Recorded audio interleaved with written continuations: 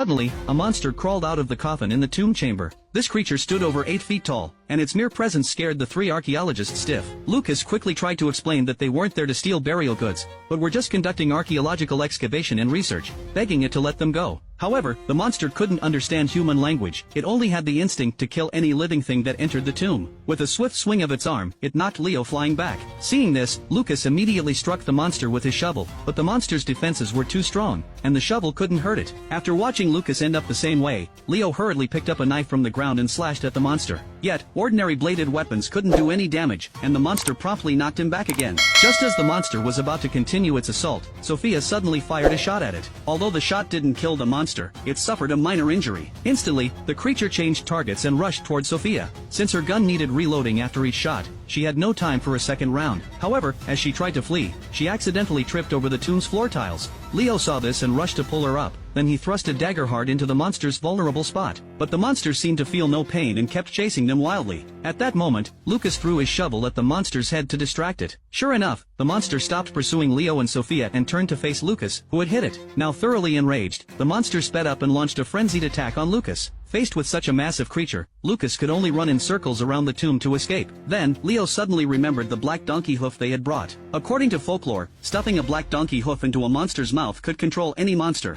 Even though they were archaeologists, in that desperate moment, they had to believe in the old tales. With Leo's help, Lucas leaped up and shoved the black donkey hoof into the monster's mouth. Once it was in place, the monster indeed stopped moving and stood still. It has to be said that some folk legends do hold a bit of truth. Then they rushed to open the tomb door to escape, but the heavy coffin lid was blocking it. Even with all 3 of them pushing together, they couldn't budge it an inch. Just then, Sophia noticed the monster raising an arm and pulling the black donkey hoof from its mouth. Then, the creature started moving toward them again. Knowing they couldn't defeat it, they fled deeper into the tomb. In a side chamber, Lucas found a massive spiked club. He and Leo lifted it with all their strength, planning to use it against the monster. When the monster entered the chamber, they charged forward and slammed the club into it, knocking the creature to the ground with tremendous force. However, when they tried to strike again, the ready monster blocked their attack with just one arm. They were no match for its strength, and it easily shoved both them and the club aside. But as the club hit the chamber wall, it smashed through the stone, revealing an opening to another passage. Without hesitation, they scrambled through the hole to escape the monster. Yet, it refused to give up and smashed through the wall after them. Soon, they reached a heavy iron door down the passage.